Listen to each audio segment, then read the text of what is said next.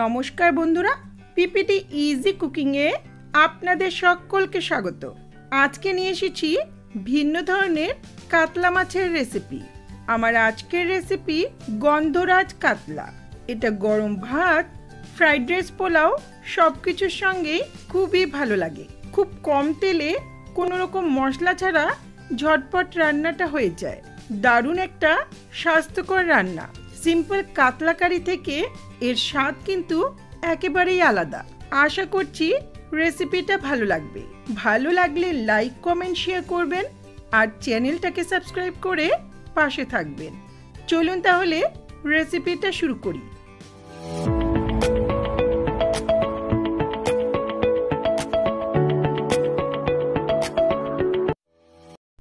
গন্ধরাজ কাতলা বানাতে এখানে কয়েকটা চেরা কাঁচা লঙ্কা, এক চিলটে গন্ধরাজ লেবু, একটা গোটা গন্ধরাজ লেবু আর দুটো গন্ধরাজ লেবুর পাতা। যেহেতু গন্ধরাজ কাতলা তাই অবশ্যই গন্ধরাজ লেবুই ব্যবহার করতে হবে। এখানে আমি 6 পিস কাতলা মাছ নিয়েছি। রুই মাছ বা ভেটকি মাছ বা অন্য কোনো বড় মাছ দিয়ে রান্নাটা করা যাবে। এটা ভালো করে ধুয়ে পরিষ্কার করে এখন এটা ম্যারিনেট করব। দিচ্ছি 1/2 টিস্পুন লবণ, 1/2 টিস্পুন গোলমরিচের গুঁড়ো আর 1 চিলটে গন্ধরাজ লেবুর রস।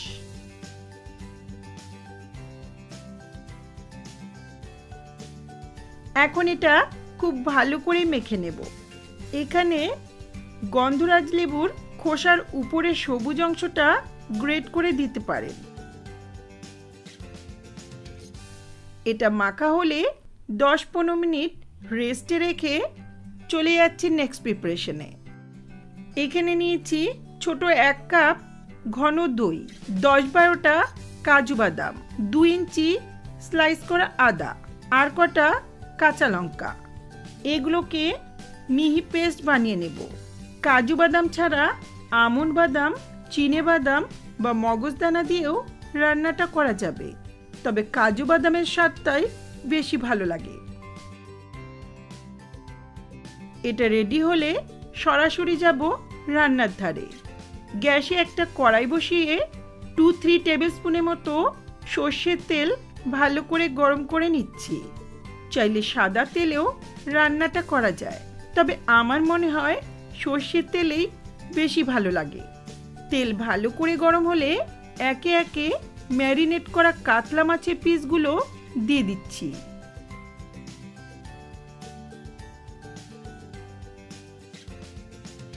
গ্যাসের ফ্লেমটা মিডিয়াম হাইতে রেখে মাছটাকে এক পাশটা 1-1.5 মিনিটের মতো ভাজবো। খুব বেশিক্ষণ ভাজার প্রয়োজন নেই। 1-1.5 মিনিট পর এখন উল্টে নিচ্ছি। চাইলে মাছগুলো না ভেজেও রান্নাটা করা যায়। আমার বাড়ির সবাই মাছটা একটু ভেজে খেতেই পছন্দ করে, তাই ভেজে দিলাম। আপনারা চাইলে মাছটা না ভেজে সব রকম উপকরণ একসঙ্গে মেখে রান্নাটা চাপাতে পারেন। সবগুলো মাছ উল্টে নিয়ে আবারও 1-1.5 মিনিটের মতো মিডিয়াম হাই ফ্লেমে অপর পাশটাও হালকা করে ভেজে নেব।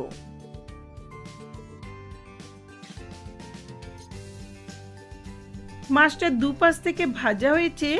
এখন গ্যাসের ফ্লেমটা একেবারে লোতে রেখে কাজু আর দইয়ের পেস্টটা দিয়ে দিচ্ছি।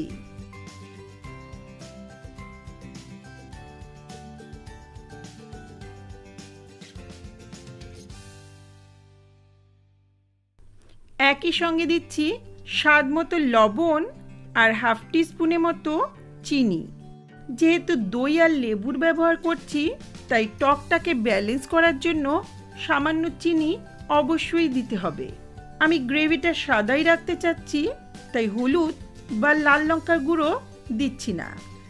আপনারা চাইলে হলুদ লাল লঙ্কার গুঁড়োটা কালারের জন্য ব্যবহার করতে পারেন। এগুলো মেশানো হলে এখন ঢাকা দিয়ে 4-5 মিনিটের মতো লো মিডিয়াম ফ্লেমে রান্নাটা হতে দেব। যেহেতু কাজু বাদাম ইউজ করেছি তাই হাই ফ্লেমে রান্না করলে গ্রেভিটা নিচ থেকে পোড়া লাগতে পারে। 4-5 মিনিট রান্না করার পর এখন হালকা হাতে এগুলো একটু নেড়ে দিচ্ছি।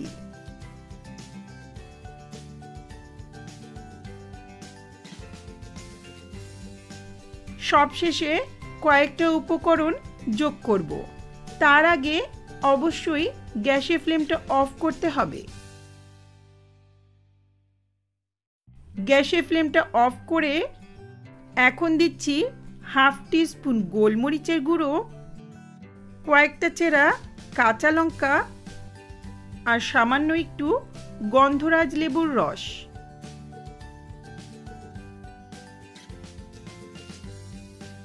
এখন এই গোটা লেবুটা নিয়ে লেবুর ওপরে যে সবুজ অংশটা আছে সেটা গ্রেট করে দিয়ে দিচ্ছি। খেয়াল রাখতে হবে যাতে ভেতরের সাদা অংশটা রান্নায় না পড়ে। সাদা অংশটা গ্রেট করে দিলে রান্নাটা তেতো হয়ে যেতে পারে।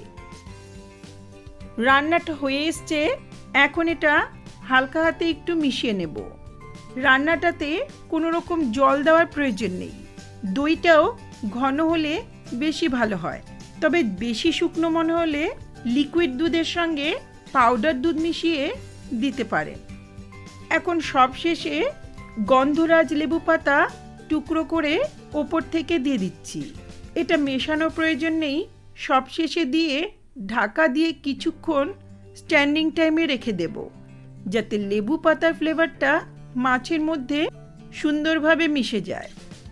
কিছুক্ষণ পর দারুণ স্বাদের গন্ধরাজ কাতলা সার্ভ করার জন্য রেডি।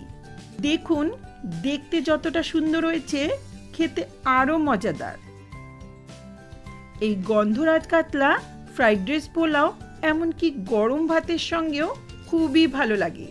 যদি আগে কখনো ট্রাই না করে থাকেন, অবশ্যই আমার মতো করে রেসিপিটা ট্রাই করে দেখুন। আশা করছি রেসিপিটা ভালো লাগবে। ভালো লাগলে লাইক, কমেন্ট, শেয়ার করবেন আর চ্যানেলটাকে সাবস্ক্রাইব করে পাশে থাকা বেল আইকনটা অবশ্যই প্রেস করবেন, যাতে আমার ভিডিওর নোটিফিকেশনগুলি আপনাদের কাছে সহজেই পৌঁছে যায়। ধন্যবাদ।